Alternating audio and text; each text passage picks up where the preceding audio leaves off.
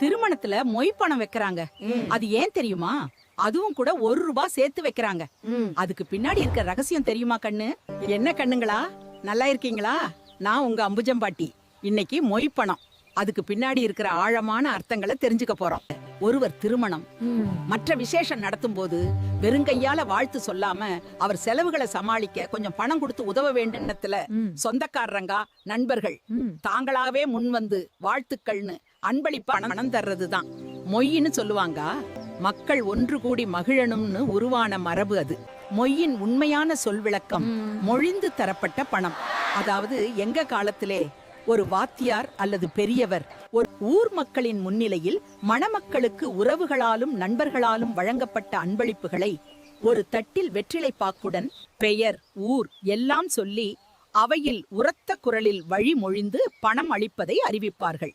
இப்படி மொழிந்து தரப்பட்ட பணம்தான் இப்போ மொய் என திரித்து சொல்கிறோம். 10, 50, 100 வைக்காமல் கூட 1 ரூபாய் சேர்த்து பாரை. நம்முடைய உறவு இதோடு நில்லாமல் தொடர வேண்டும் என குறியீடாக அந்த 1 ரூபாய் சேர்த்து வைப்பார்கள். அது மட்டுமில்லை, மொய் எழுதுறதன் மூலமாக யார் வந்தார்கள், யார் உறவு வைத்திருக்கிறார்கள், யார் ஆதரவு தருகிறார்கள் என்பது எல்லாம் தெரியும். அப்போ மொய் அன்பின் அடையாளம், உதவி செய்யும் மனசு, உறவை வளர்க்கும் பாலமாக இருந்தது.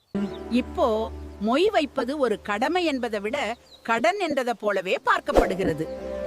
மொய் மொய் அன்பாக கொடுத்தால் உறவு வளரும், கணக்காக கொடுத்தால் உறவு குலையும். என்ன கண்ணுங்களா, புரிஞ்சுக்கிட்டீங்களா?